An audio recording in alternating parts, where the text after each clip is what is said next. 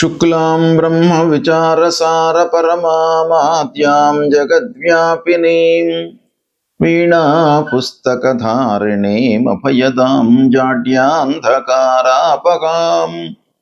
हस्ते स्फाटिकमालिकां विदधतीं पद्मासने संस्थितां वन्दे तां परमेश्वरीं भगवतीं बुद्धिप्रदां शारदां। श्री महागणाधिपतये नमः। श्री महासरस्वत्यै नमः। श्री गुरुभ्यो नमः। ద్వాదశ రాసుల వారికి జూలై మాసంలో ప్రత్యేకంగా మహిళలకు గోచార ఫలితాలు ఎలా ఉన్నాయో తెలుసుకుందాం. ఈ జూలై మాసము నిజ జ్యేష్ఠ కృష్ణ ప్రతిపద పాడ్యమి బుధవారం నుండి ఆషాఢ కృష్ణ విదియ శుక్రవారం వరకు ఉంటుంది. ఈ జూలై మాసంలో ఉన్నటువంటి గ్రహస్థితిని గనక చూసినట్టయితే 16వ తారీఖు వరకు మిథున రాశిలో సూర్యుడు సంచరిస్తున్నాడు. తదనంతరం కర్కాటక రాశిలోకి ప్రవేశిస్తున్నాడు. బుధుడు 7వ తారీఖు వరకు కర్కాటక రాశిలో సంచరిస్తున్నాడు. తదనంతరం వక్రగతిని పొంది మిథున రాశిలో సంచరిస్తున్నాడు. శుక్రుడు 4వ తారీఖు వరకు కర్కాటక రాశిలో సంచరిస్తున్నాడు. తదనంతరం సింహరాశిలో ప్రవేశించి మాసాంతం కూడాను సింహరాశిలో ఉంటున్నాడు. కుజుడు నెల మొత్తం కూడాను వృషభ రాశిలో సంచరిస్తున్నాడు. గురువు ఈ నెల మొత్తం కూడాను కర్కాటక రాశిలో ఉచ్చస్థుడై సంచరిస్తున్నాడు. శని ఈ నెల మొత్తం కూడాను మీనరాశిలో సంచరిస్తున్నాడు.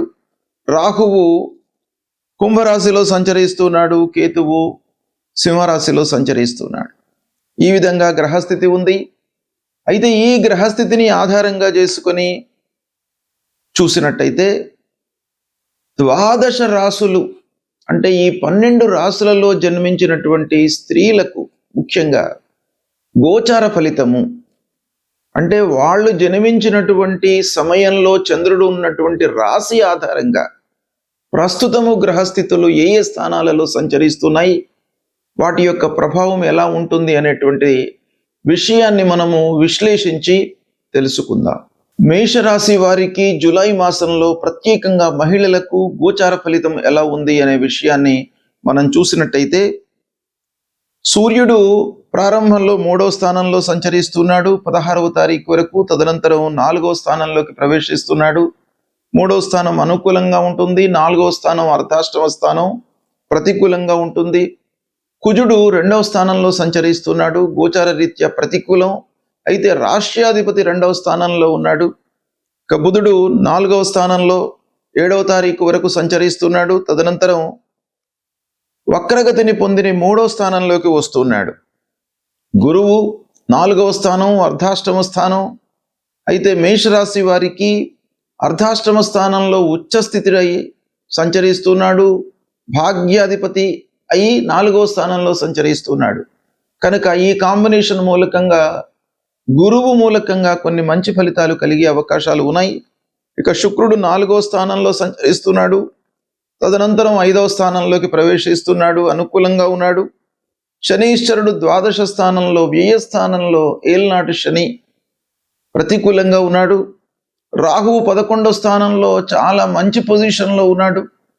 లాభస్థానం మీకు అన్ని రకాలుగా అనుకూలమైనటువంటి ఫలితాలను రాహువు ఇచ్చేటువంటి స్థితి లోపల ఉన్నాడు. కేతు 5వ స్థానంలో ఉన్నాడు, ప్రతికూలంగా ఉన్నాడు. ఈ విధంగా గ్రహస్థితి ఉంది.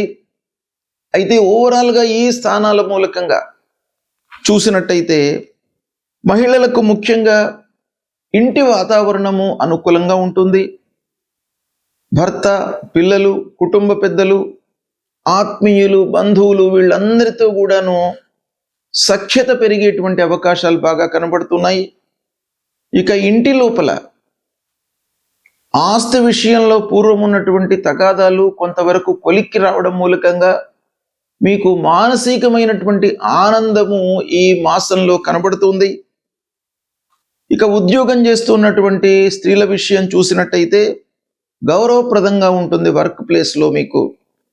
ఇక 16వ తారీఖు తర్వాత కొంత ధైర్యము మీ లోపల పెరుగుతుంది. కొన్ని పనులను మీరు సునాయాసంగా చేయగలుగుతారు. అయితే 16వ తారీఖు తర్వాత కొంత కుటుంబ బాధ్యతలు కూడాను పెరిగేటువంటి అవకాశం ఉంది. తల్లిదండ్రుల యొక్క ఆరోగ్యంపై మీరు శ్రద్ధ చూపాలి. ఇకపోతే పెళ్ళైనటువంటి వాళ్లకు కుటుంబం లోపల పూర్వం ఉన్నటువంటి చిన్నపాటి మిస్అండర్స్టాండింగ్స్, తగాదాలు ఇవన్నీ కూడాను దూరం అవుతాయి. ఇక సంతానం కొరకై ఎదురు చూస్తున్నటువంటి వాళ్ళ విషయం చూసినట్టయితే కొంత అనుకూలత గోచరిస్తుంది. ఇక మీ సంతానం అంటే మీ పిల్లల యొక్క అభివృద్ధి, చదువు, ఉద్యోగము, సెటిల్మెంటు ఈ విషయాలలో మీరు ఆలోచించినట్టయితే ఈ మాసం మీకు బాగా కలిసి వస్తుంది. సంతానం కొరకు ప్లానింగ్ చేసుకోవడము మీకు ఈ సమయం లోపల చాలా కలిసి వచ్చేటువంటి అంశం. ఇకపోతే వ్యాపారం చేస్తున్నటువంటి మహిళల విషయము ఆలోచించినట్టయితే ఫ్యాషన్ డిజైనింగ్లో ఉన్నటువంటి స్త్రీలు, తర్వాత టెక్స్టైల్ రంగంలో ఉన్నటువంటి వాళ్ళు, ఈ రంగాలలో ఉన్నటువంటి స్త్రీలకు వ్యవహారం లాభసాటిగా కొనసాగుతుంది. ఇక విదేశీ విద్య కొరకు ప్రయత్నాలు చేస్తున్నటువంటి అమ్మాయిలు, వీళ్లకు బాగా అనుకూలంగా ఉంది ఈ మాసం. ఉద్యోగంలో మార్పు ప్రయత్నాలు మట్టుకు ఫలిస్తాయి. అంటే ఇక్కడ ఈ దేశంలో ఉంటూ ఉద్యోగంలో మార్పు కావాలి అనేటువంటి ప్రయత్నంలో ఉన్నటువంటి వాళ్లకు బాగా అనుకూలమైనటువంటి వాతావరణం ఉంది. ఇక వ్యాపారం చేస్తున్నటువంటి వాళ్లకు కొత్త అవకాశాలు కూడాను వస్తాయి. రాహు మూలకంగా లాభదాయకంగా ఉంటుంది. ప్రత్యేకంగా రాహు లాభస్థానంలో ఉండడం మూలకంగా స్త్రీలు ఎవరైతే ఆన్లైన్ బిజినెస్ చేస్తున్నారో వాళ్లకు బాగా యోగిస్తుంది. ఇకపోతే కుజుడి యొక్క స్థితి మూలకంగా మీరు మాటలను కొంత కట్టడి చేసుకుంటూ ముందుకు వెళ్ళాలి. అనవసరమైనటువంటి మాటలు మాట్లాడకుండా ఉండడం చాలా మంచిది. పెట్టుబడుల విషయంలో జాగ్రత్తగా ఉండండి, ఆరోగ్యం నిలకడగా ఉంటుంది. ఇకపోతే కుటుంబంలో మట్టుకు మీకు గౌరవ మర్యాదలు, ఒక మంచి స్థితికి మీ మాట చెల్లుబాటు అయ్యేటువంటి అవకాశాలు బాగా కనబడుతున్నాయి. ఓవరాల్గా చూసినట్టయితే గ్రహస్థితి మూలకంగా చాలా మంచి ఫలితాలు మేషరాశి వారికి ఈ మాసంలో కనబడుతున్నాయి. సద్వినియోగపరచుకోండి. గోచార ఫలితాలు అంటే జన్మ సమయంలో చంద్రుడు ఉన్నటువంటి రాశి ఆధారంగా ప్రస్తుతము గ్రహాలు ఏ ఏ స్థానాలలో సంచరిస్తున్నాయి అనేటువంటిది ప్రధానంగా తీసుకొని తదనుగుణంగా చెప్పేటువంటి ఫలితాలు అన్నమాట. అయితే ఈ ఫలితాలు మనకు కొంతవరకు ఉపయోగపడతాయి. అంటే వ్యక్తిగతంగా మనం ఆలోచించాలి. వ్యక్తిగతంగా జన్మ సమయంలో ఉన్నటువంటి గ్రహస్థితిని ఈ గ్రహస్థితికి మనము జోడించి ఫలితాలను మనం చెప్పుకున్నట్టయితే మీకు వాస్తవానికి చాలా దగ్గరగా ఉండేటువంటి అవకాశాలు ఉంటాయి. కాబట్టి ఇంకా సూక్ష్మమైనటువంటి ఫలితాల కొరకై వ్యక్తిగత జాతకాలను క్రోడీకరించి మీరు చూసుకోవడం అవసరం. అయితే గోచార రీత్యా ప్రతికూలంగా ఉన్నటువంటి గ్రహాల విషయమై మీరు పరిహారాలు చేసుకోవాలి. ముఖ్యంగా శుభగ్రహాలు, అందున దేవగురువు బృహస్పతి ప్రతికూలంగా ఉన్నప్పుడు మనం తప్పకుండా పరిహారాలు చేసుకోవాలి. గురువు నిమిత్తమై దత్తాత్రేయ స్వామిని కొలవడము, దక్షిణామూర్తి స్తోత్ర పారాయణం చేయడము, తర్వాత గురువుకు సంబంధించినటువంటి మూల మంత్రాన్ని చదువుకోవడం,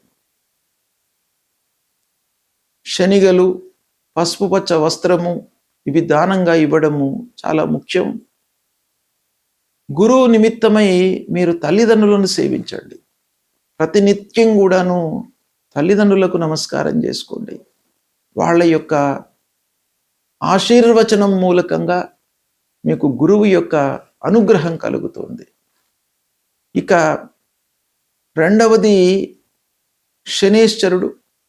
శని ప్రతికూలంగా ఉన్నప్పుడు మీరు శనికి సంబంధించినటువంటి స్తోత్రాలు, ఆంజనేయ స్వామికి సంబంధించినటువంటి స్తోత్రాలు చేసుకోండి. హనుమాన్ చాలీసా చదవండి. శనికి సంబంధించినటువంటి మూల మంత్రం నీలాంజన సమాభాసం రవిపుత్రం యమాగ్రజం ఛాయా మార్తాండ సంభూతం తం నమామి శనైశ్చరం అనేటువంటి ఈ మూల మంత్రాన్ని ప్రతినిత్యం కూడాను చదువుకోండి.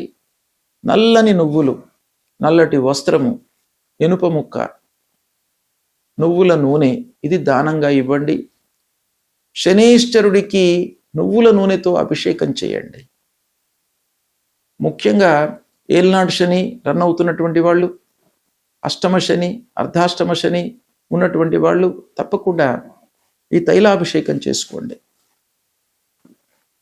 తర్వాత రాహువు, కేతువు ఈ గ్రహాలు కూడాను ప్రధానంగా మనకు ఫలితాలపై ప్రభావం చూపిస్తాయి గనక రాహు కేతుల నిమిత్తమై అమ్మవారిని పూజించండి, దుర్గామాతను పూజించండి. కేతువు నిమిత్తమై గణపతిని స్మరించండి. నిత్యము గణపతి దేవాలయానికి వెళ్ళండి, అమ్మవారి దేవాలయానికి వెళ్ళండి. ఇక ప్రధానమైనటువంటి గ్రహము సూర్యుడు. మీకు ఆరోగ్యాన్ని, శారీరక సౌఖ్యాన్ని, మానసిక రుగ్మతలు లేకుండా మిమ్మల్ని కాపాడేటువంటి గ్రహము సూర్యగ్రహము. కాబట్టి సూర్యుడికి మీరు ప్రతినిత్యం కూడాను సూర్య నమస్కారాలు చేయండి. 12 సార్లు సూర్యుడిని నమస్కారం చేసుకోండి, భూమికి నమస్కారం చేయండి. సూర్యుడికి వీలైతే అర్ఘ్య ప్రదానం చేయండి. సూర్యుడి మూలకంగా మీకు ఆరోగ్యము కలుగుతుంది. ఆరోగ్య ప్రదాత సూర్యుడు. ఆరోగ్యం ఉంటే అన్నీ ఉన్నట్టే. ఆరోగ్యమే మహాభాగ్యం. కాబట్టి ఆరోగ్యాన్ని మీరు కాపాడుకోవడానికై సూర్య నమస్కారాలు చేయండి. ఆదిత్య హృదయ పారాయణం చేయండి ప్రతినిత్యం కూడాను. గాయత్రి మంత్రాన్ని మీరు జపించండి. ఇవి చేసినట్టయితే మీకు గ్రహాల మూలకంగా, ఆ గ్రహాలు సంచరిస్తున్నటువంటి అరిష్ట స్థానాలు అంటే దుష్ట స్థానాల మూలకంగా జనించేటువంటి అరిష్ట ఫలితాల నుండి మిమ్మల్ని ఈ పరిహార మూలకంగా భగవంతుడు మిమ్మల్ని కాపాడుతాడు. ఇవి చేయండి, తప్పకుండా మీకు మంచి ఫలితాలు కలుగుతాయి. శుభం.